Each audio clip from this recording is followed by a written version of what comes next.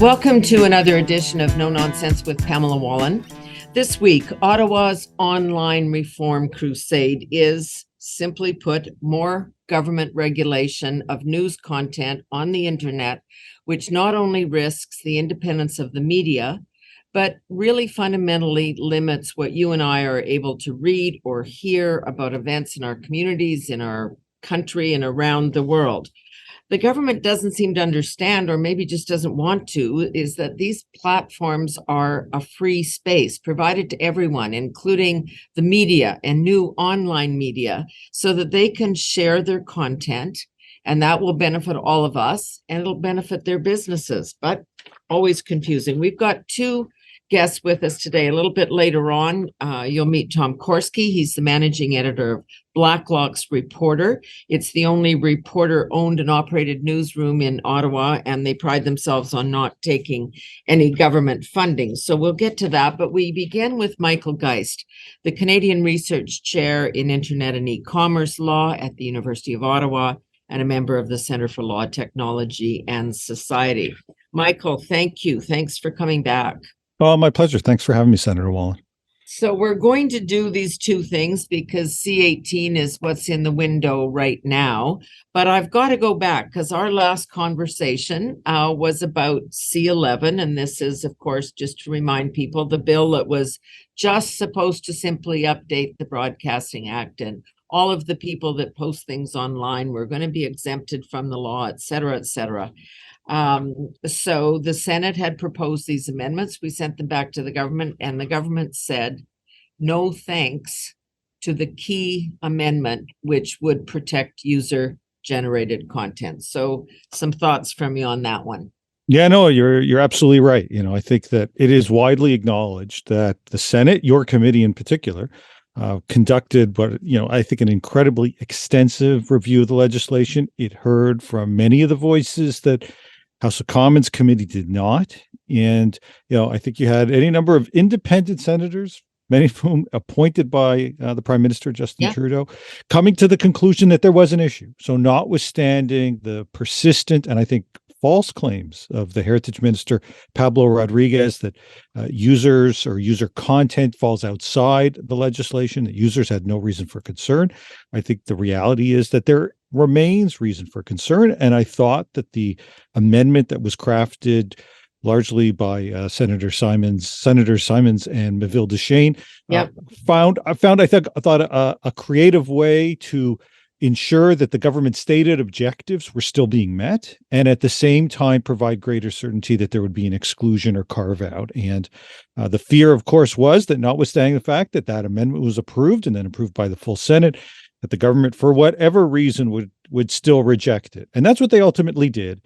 They haven't given what I think is a particularly good response. There are two, though, and I think two key ones, and I think they're both worth highlighting for a moment. One is it has been described at times by the minister and then at times by some Liberal MPs as closing a loophole.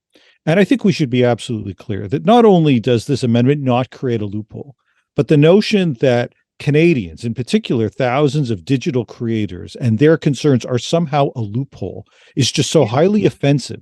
But that's precisely the approach that they're taking by somehow claiming wrongly, falsely. I mean, there's no nice way to say that when you claim that this exception that was built in, or this amendment rather, somehow creates a loophole or fosters a loophole that will allow tech companies to get out from payment. It is just false. It's gaslighting.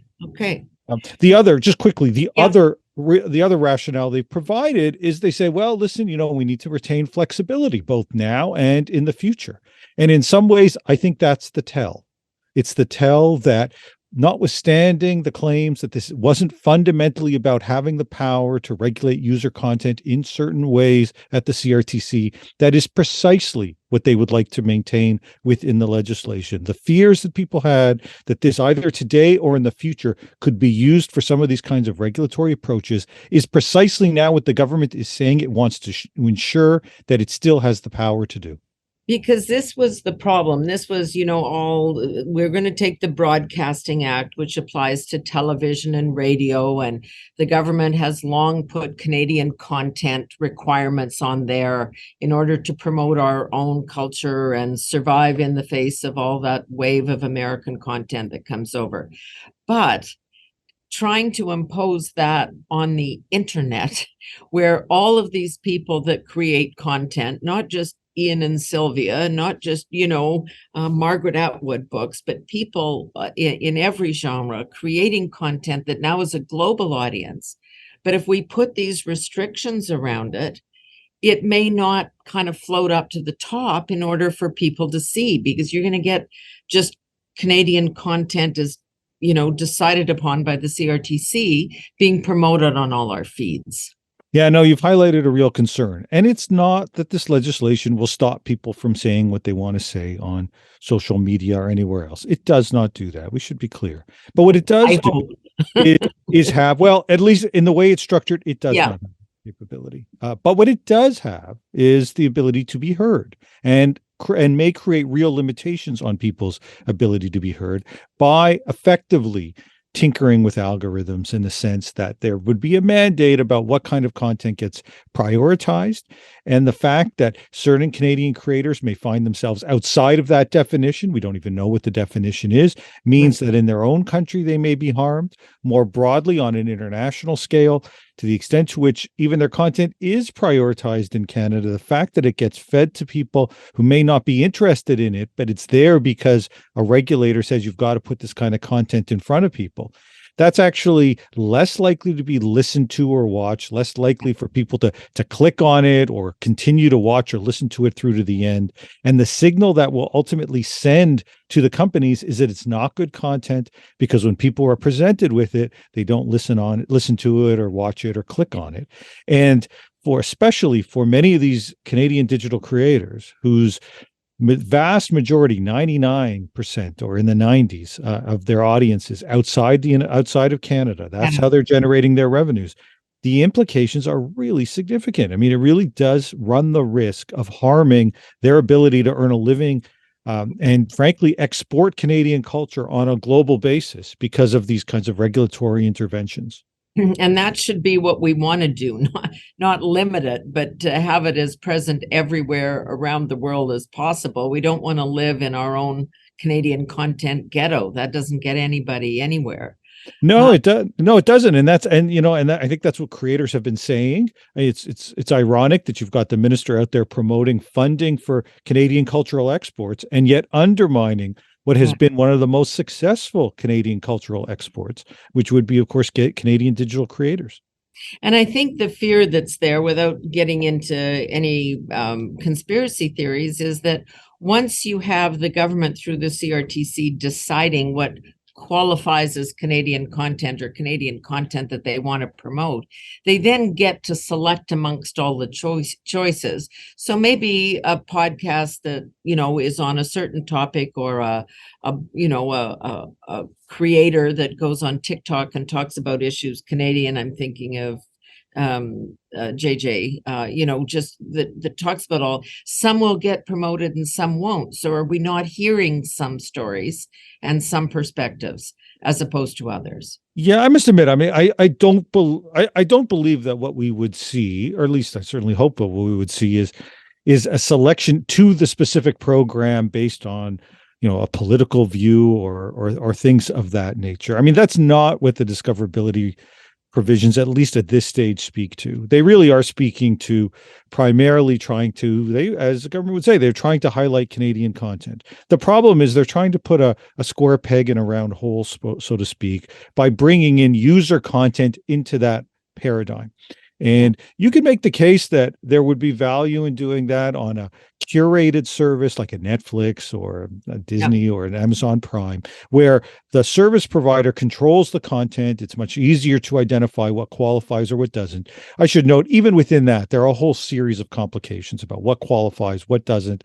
The fact that the traditional kind of television approach of saying we need to find ways to promote this stuff and make it discoverable is less applicable in a world where you've got a subscription service that has to provide people what they're looking for, otherwise they choose to leave.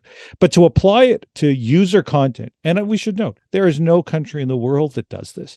And there's good reason for that. Even the Europeans, which have detailed regulations around audiovisual content, have recognized that it's foolhardy to then venture into user content and essentially say that these platforms that host user content, whether YouTube or TikTok, are equivalent to a Netflix or a Disney. They're just not. And it's far more appropriate to come up with different rules. And all of this even leaves aside the sort of the head spinning inconsistency in a government that bans TikTok on the one hand, and on the other hand, holds it up as crucial to the future of Canadian culture by looking to it to make big contributions into CanCon itself.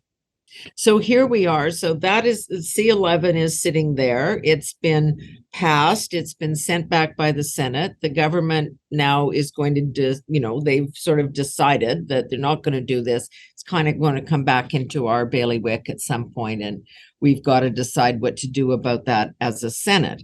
But meanwhile, here we are with Bill C18, the sort of the second part of a triumvirate, a series of 3 bills that they're going to do. And it has come to us, and this is all about, asking the big companies to contribute to Canadian content by paying for anything that shows up on their site, paying news organizations to post a link to their story.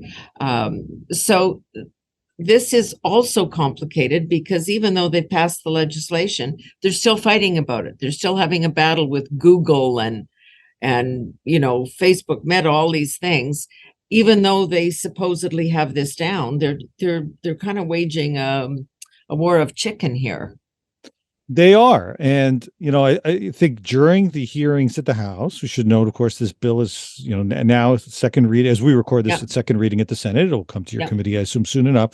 And at committee in the House, it was made, I think, abundantly clear by both of the 2 companies that are targeted by this legislation, Google and Meta or Facebook, that both would consider the possibility of either stopping linking to news for sharing purposes on a service like Facebook, or stop linking to news through Google search, or stop the Google News service altogether in Canada.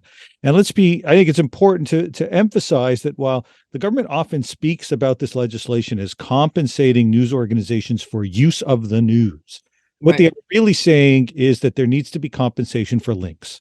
Because if this was just about instances where the content was being reproduced in whole and you've got these companies running ads against it, I don't think you'd see a great deal of objection to it. But what they've done is said, where you simply link to that content, the content still hosted on the original source, that original source still retaining the ad revenue and potential subscriptions and whatever comes from it, you can't see it. They're getting all that traffic. And yet the government is saying that these platforms need to pay for linking on to these publishers, for providing those free referrals. And I think, unsurprisingly, both of those companies have raised the possibility of saying, well, if that's the case, if the choice is if you link, you have to pay, and if you don't link, you don't, because you're then outside of this framework, then we are going to consider the possibility of stopping to link. And the government seems so deeply offended that they would basically these companies would take the government at their word and say, okay, if that's the choice, we're going to consider the possibility of not linking, that they're now calling them subversive. They're saying this is an act of intimidation, even though Heritage Minister Rodriguez, when he was asked about it at committee, was, I thought, a bit more forthright and said, well, it's a business choice. And yeah, it is a business choice. Yeah. So there's 2 issues here that I laid out at the beginning, which really trouble me, because if this is an attempt to try and save ailing traditional media, television that can't sell ads, newspapers that can't sell ads, subscriptions are down, viewership is down. So take money from the big platforms and kind of prop up these organizations. Then the government doesn't get the heat for funding media directly, which they've been taking over time. So is that an appropriate way to go about this when we see all of these other new news operations coming up that are dependent on exposure on the internet? That's how I'm going to find them and like them and subscribe to them. Yeah, no, you're right to highlight the impact that this legislation could ultimately have, especially on some of the innovative, smaller online services. You know, the government has been fond of highlighting the number of closures that have taken place over the last 15 years, and they're real and they're serious. Yeah. But they de-emphasize that the same report that highlights those numbers also highlights the hundreds of new startups that have taken place at the same time. Now, it's not equivalent at this stage, no question. There are far more layoffs than there are new hires in this space. No one is, I think, pretending otherwise.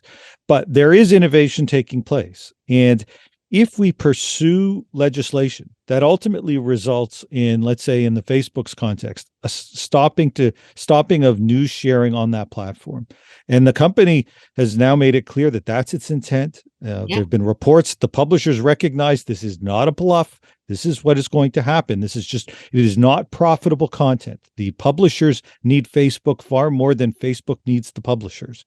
And so what we are likely to see happen is as an ending of news sharing, if it goes ahead in this current format.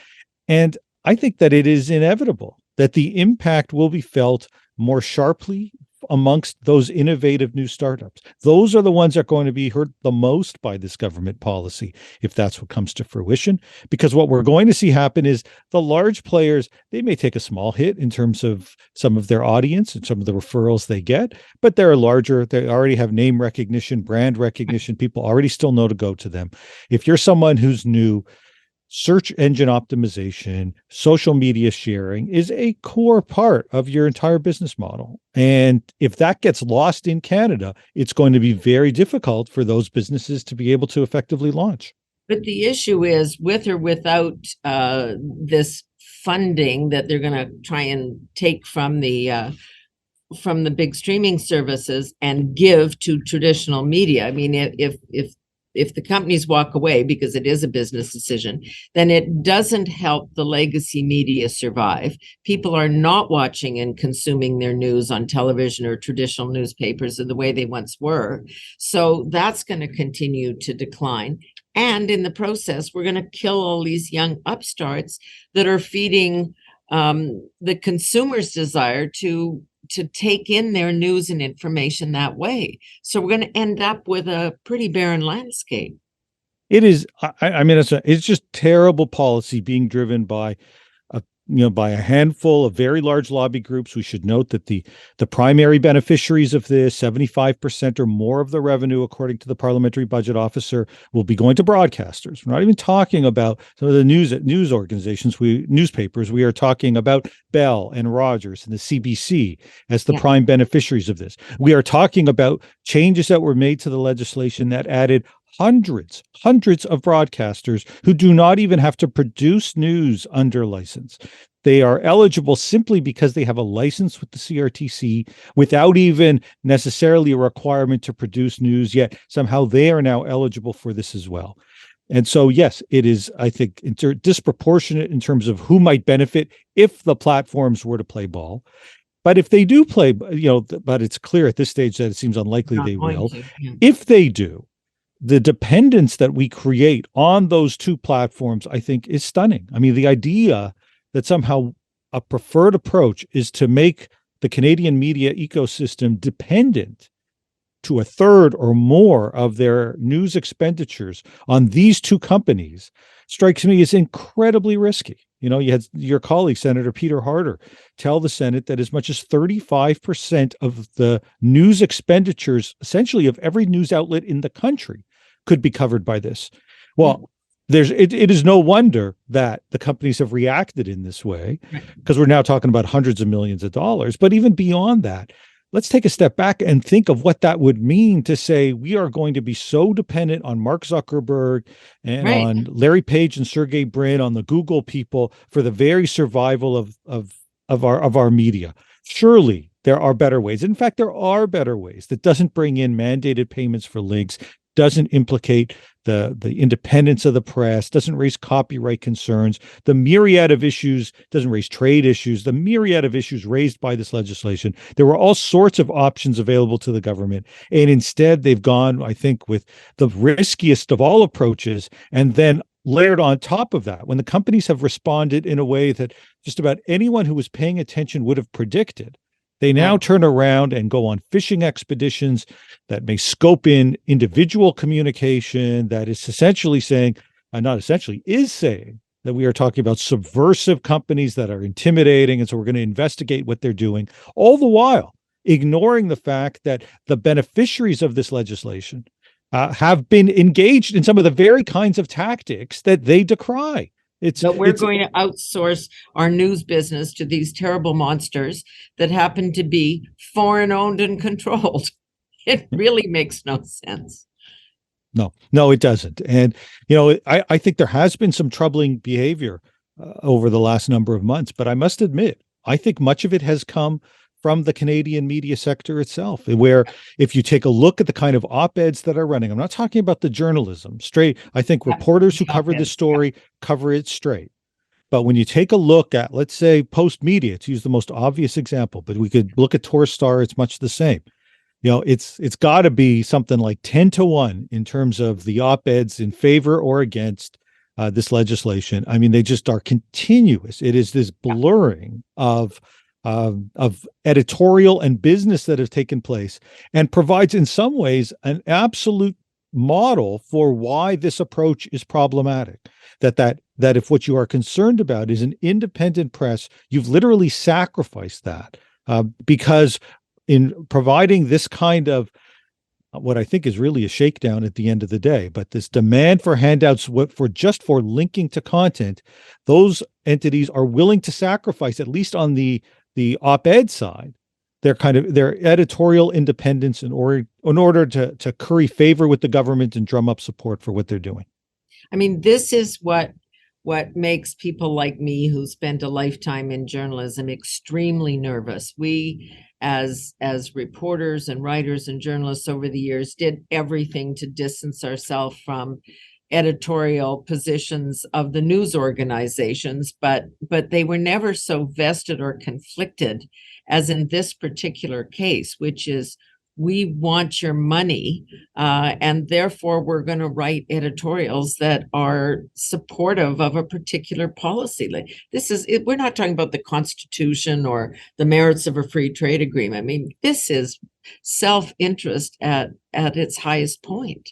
Oh, it absolutely is. And I don't think there's even a whole lot of pretending about it. I mean, of course, attempts to argue this is, our democracy's at stake and things like that. Everyone recognizes that there is real value in ensuring that we've got a robust, sustainable, independent media. I don't think there is debate about that issue.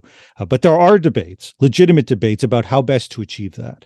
And the approach that we see in C-18 is in many ways the worst of all worlds. It really does put some of those very goals at risk. It raises the real possibility that what the internet looks like in Canada, at least with respect to two of the largest platforms, is going to change significantly. And let's be clear, everybody loses here. There are no winners if Facebook cuts off news sharing or Google stops linking to news. But it's a result of government policy. That I think there's a clear line between what the government is choosing to do and what the kind of outcomes that we're starting to see. The real key to the future of any democracy is an informed citizenry. I mean, that's kind of the basic thing. We get to vote once every 4 years. We get to make decisions about where we'll live or where we send our kids to school or any of those things. But we need access to information if we're going to do that. To me, that is freedom of information. That is freedom to read it, freedom to have access to it, and freedom to provide it. That's my definition of freedom of information. So if through this policy, we are going to be able to see as individuals, as citizens, less and less information, unless I'm prepared to shell out all this money for a subscription here and a subscription there, because every time I go on and try to link to something, I'm going to be stopped. I can't afford the subscription, or it's not going to be there because the news platforms don't want to carry it. We are going to end up less well informed as a country. Well, listen, of course, that's the case, that we need to ensure we have access. I do think it's important to note that, the removal of link sharing, let's say, or news sharing on Facebook doesn't remove the underlying content itself. I mean, the content is still there. It's just your access to it. Yeah. It's still readily available. People who have become reliant on using Facebook as the medium for discovering this content and going on to the underlying content itself, obviously those people will have to find other ways to access this content. I don't think that's a great thing. To the extent to which we've got sites that have enhanced the exposure of that content, I think that's a good thing. And I think it's unfortunate the government's moving forward with a policy that quite clearly does benefit the publishers in terms of having that referral traffic, and yet somehow the government is suggesting that mandated payments for links is the right way to go. Your question also does raise that issue around the increasing use of paywalls. Well, understand, we've seen that as a business model. It certainly works for any number of entities, and I don't think there's any reason to object to saying, listen, if that's what works for you, great. I think, frankly, it does highlight the need for non-paywalled access to basic news information. From my perspective, the irony is that it is actually, I think, the public broadcaster that does have the opportunity here to play a significant role in providing that kind of access. And yet it is lumped in with this same legislation. And so the idea that the CBC would be eligible for C-18, I think actually undermines the whole raison d'etre I see of the CBC in a digital world. I think it can play, it's been searching in some ways for, what's the reason for the CBC in a world where there are so many private broadcasters and other sources that are available. And it's a fair question. Why do you continue to spend all this money when people have all these other choices?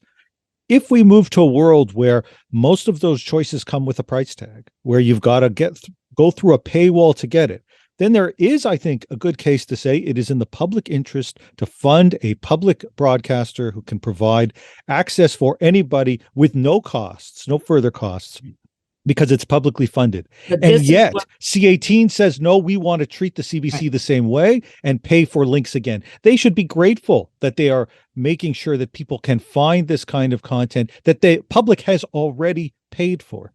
Well, that's the thing. And the private broadcasters and newspapers have been saying this. The $1 billion plus that goes to the CBC has allowed them to create this whole online presence, competing because they've been so subsidized with all the private players that have to pay to get into the game.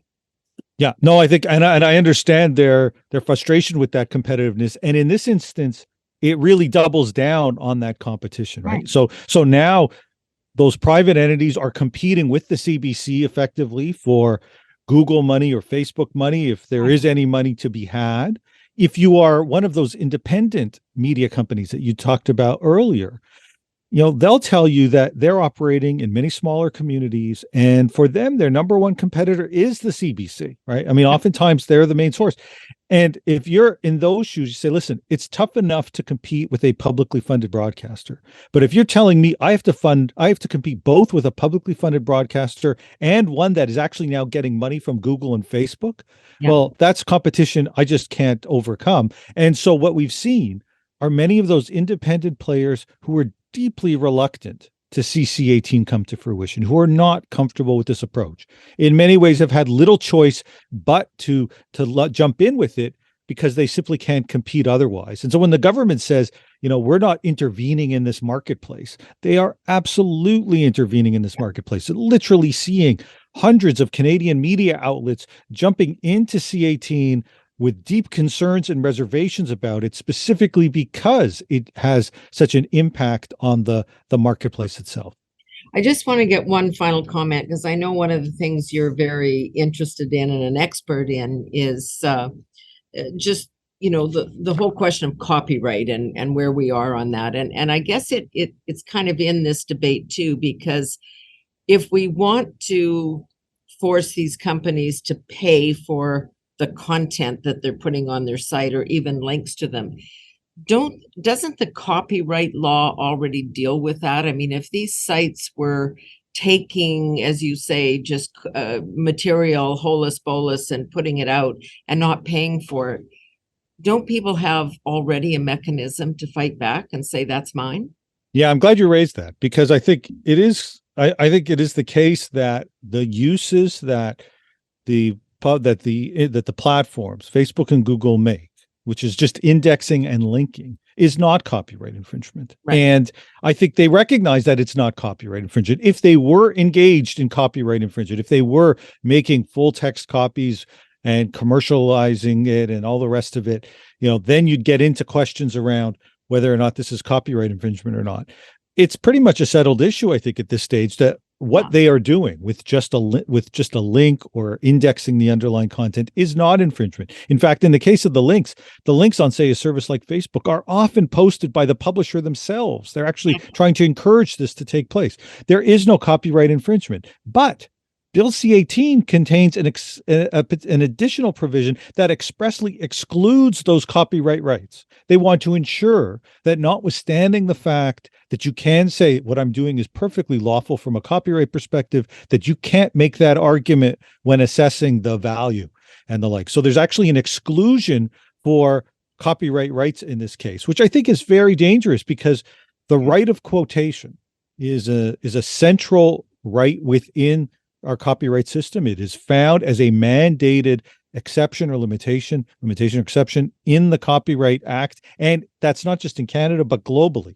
And this really undermines that right of quotation. And so I think that there are risks here, not just from a trade perspective with what we're doing, but also even with our compliance with international copyright rules. I mean, when you try to tell foreign companies how to operate and how to do business on our domestic soil, I can't believe there won't be retaliation from the Americans at some point. Don't know whether this is going to get discussed or not, but it really does risk that. Michael, thank you so much, as always. Your clarity helps people understand what's really on the table here, and in this case, what's really at risk.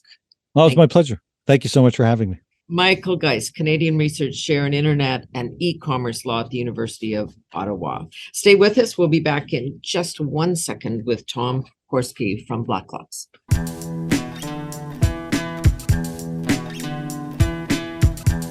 All right, as promised, Tom Korski, the managing editor of Blacklocks Reporter, which describes itself as the only reporter-owned and operated newsroom in Ottawa, and they cover government bills and regulations committees, even Senate committees, God forbid, public accounts. He founded Blacklocks in 2012 with wife and also a journalist, Holly Doan, and they operate without government funding. So welcome, Tom. Great to have you here. Oh, thank you, Senator. How do you go about this as we look at the future of the online world for non-traditional, non-legacy journalistic operations? How do you survive? Well, we do it in part on experience, but also a very experienced business model. It's about 250 years old in Canada, and that is you charge a subscription price. There's no magic. And if you're going to do that, you better have content to sell. We do. Yeah. Our experience helped. I'm now 42 years in a newsroom, and so is Holly. So that helps a lot. But it is the plainest, most uncomplicated business model in history. You have news, and you try to sell it. And if you can't sell it, you go out of business. That's it. This is young boys on the street corner at midnight holding the paper, with the headline in their hands and getting a nickel for it. That's exactly the model. And you will find out instantaneously whether, they say in small business, the failure rate's about 85%. That covers the waterfront, every small business you can imagine. Yeah. I think in our business, it would be even higher, but we have there's no magic in our operation. No angel investors. We won't take subsidies. We neither solicit nor accept them. Straight up subscription fees. Advertising is very modest. It's under 5% of annual revenue. So it's just a subscription based. If I like it, I pay you. You send it to me. That's exactly how it works. Okay, so what does, and we'll start with Bill C-18, where the government intends, in order to help legacy media, they think, who are suffering from low viewership, low readership, that they are going to force the big platforms to pay for the content, for links to content. Does this have any impact on what you do? Only in the messaging, and forgive me the sloganeering by the Department of Canadian Heritage or Cabinet, or their friends who say that really this is going to be good for the little operator like us, which we find patronizing and misleading, and frankly, it is misinformation for taxpayers. This is not about encouraging innovation or startups. Mm-hmm. As you point out, this is, Senator, this is about, it's a desperate search for money for incompetent large news corporations that are failing in the marketplace. It's that raw.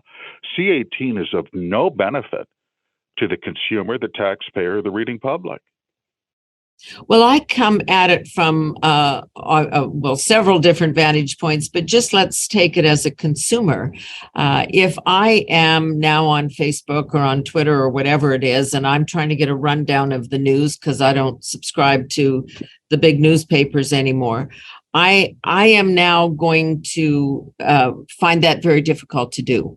To link to news sources, to open up that link and read it. Certainly if it's free, if I may pay for that link, I might see it. If somebody puts a link to Blacklock's, if I have a subscription, I can read it. If I don't, I can't. Correct, but such was always the case until the internet came along, and forgive me, managers who didn't understand the technology misplayed it very badly. I'll give you an example. Really, what is the argument? And I know you've covered this. What is the argument of the news corporations? They say, well, look at all this content we give away for free. And somehow these California Sharpies at Google and Facebook, who are smarter than us, figured out a way to make money, and we want a piece of that action. My question is, why did you give it away? Yeah. What did the social media platforms do for us? They allow us to reach a potential marketplace of 33 million computer users in our country at almost no cost, Senator. Right. We don't have to hire door-to-door sales teams. And then if we don't have the brains to make money off that, how do we monetize it? Well, by charging a subscription fee. You know, we look at CBC figures. Number one beneficiary of this bill. Yeah. And we look at our own figures. Now, I'm going to take an objective test. Harvard, 2 years ago, did an index of Canadian media, and they came up with monthly unique visits. I'm not going to dispute their figures. We're just going to take them as they are. They count CBC 24 million. And ours are about 44,000. That's Harvard's figures. Right. That means we have 1/10 of 1% of the CBC numbers. But you know what their revenues work out to on an average monthly visitor? About $3. Our subscription cost is $314. How is it that we have the brains to generate 100 times the revenue off a straight up sale to a reader than the CBC does with all its subsidies? That's not Google's fault. That's not Facebook's problem. But this whole notion of you've made this decision, and we've spoken to others on earlier podcasts about this. Western Standards basically said, get out of our way. We know how to deal with our readers and consumers, and we don't want to get caught up in all of this. The logic. But we've got an awful lot of other internet news outlet startups that are dependent on the exposure they get. This is like free advertising because they can put their material up. And then if I read 2 or 3 stories from, one of these, The Line or one of the others, then I'm going to say, oh, I like their stuff. I'm going to go get a subscription. Isn't that how it's supposed to work? Wouldn't that really help people more? I completely disagree with that business model, and I think it's been a demonstrable failure. Okay. You know, Bill Veeck, if you're a baseball fan, Bill Veeck, a Hall of Famer owner, used to be with the Cleveland Indians. He used to say, no free tickets. Whatever the rule was, no free tickets. I don't care. If we play baseball with 7 people in the stands, it's going to be 7 paying customers.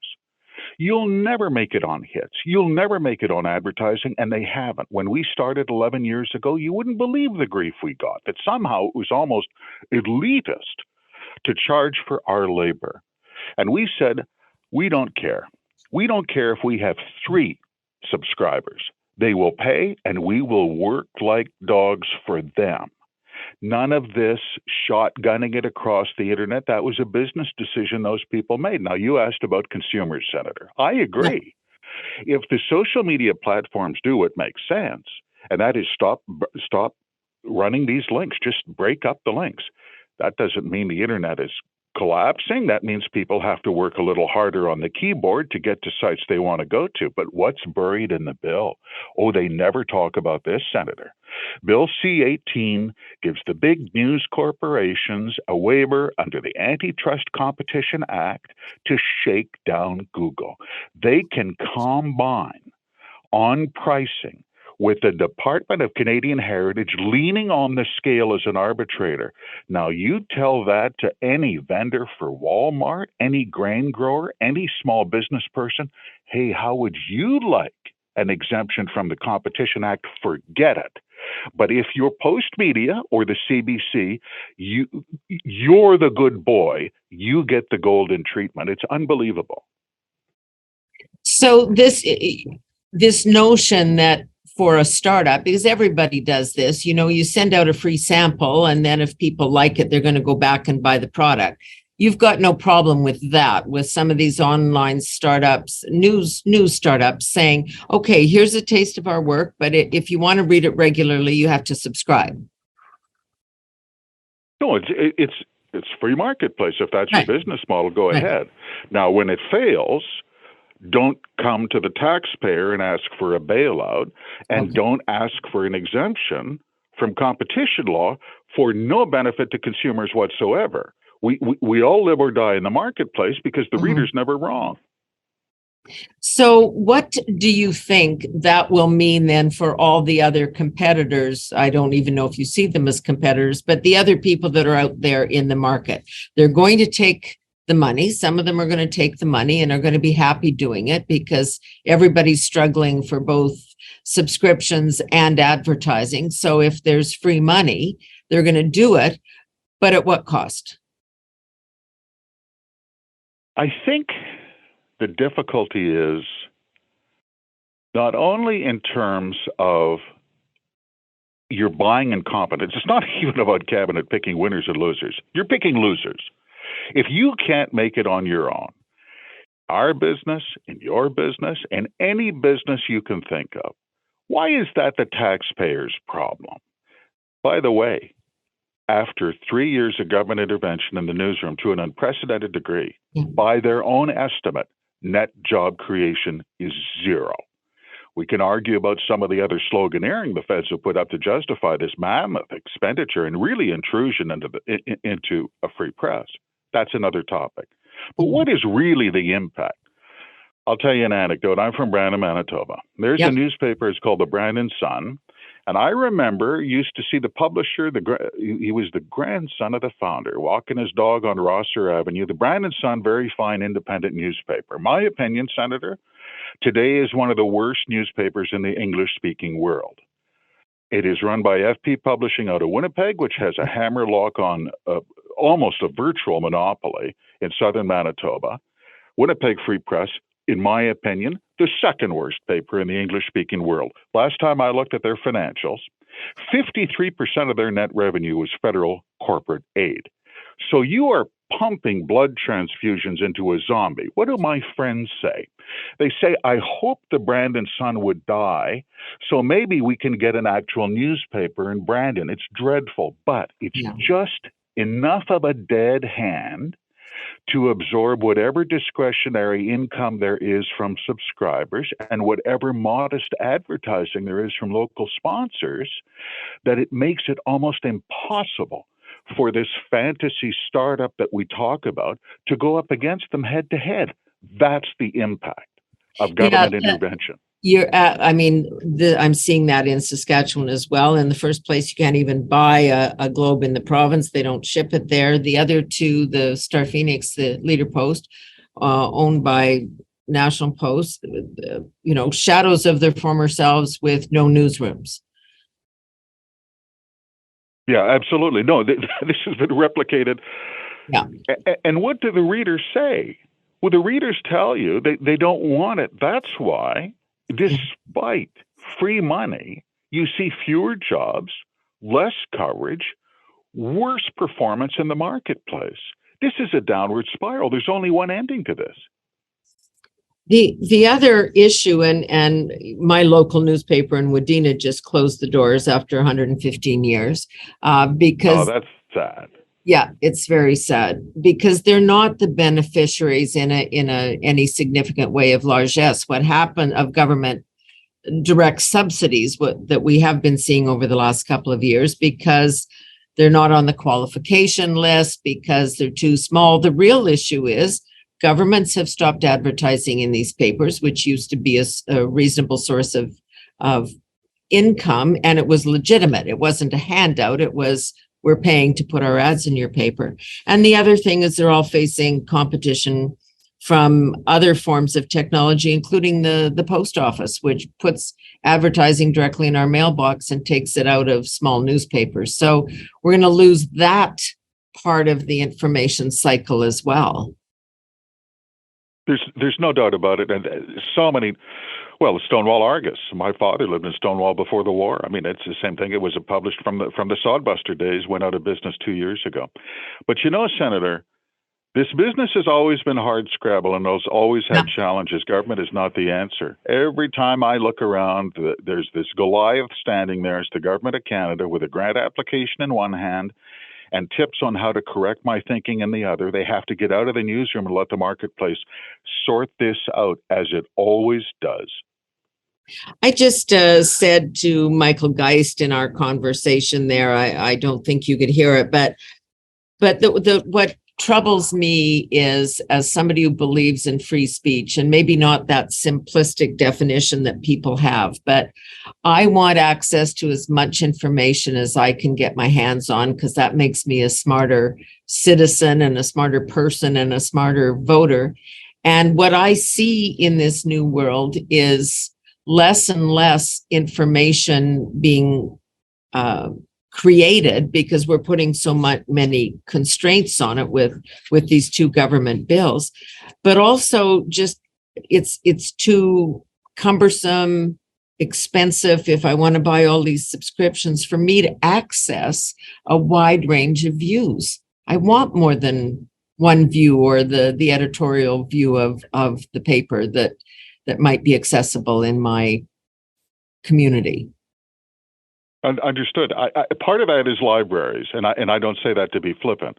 Libraries could really step up. You should be able to go in any library in Saskatchewan, Manitoba, and read any publication you want. Libraries are not underfunded in our country. But I think there's also, I keep coming back to the marketplace, not because I think there's some sort of, I don't have time to go to the library. I want to sit on my computer and inform myself, because I got a half an hour, right? But Senator, this is where the news purveyor and the reader meet. But that can only happen in a free market. Now, I'll give you an example of the Brandon Sun. God bless them. The Brandon Sun, since it is now run by out-of-town management, and people in your hometown always enjoy that when outsiders tell you what the news is. They need a government grant to cover the school board, because guess what? The publisher doesn't send his children to the local school.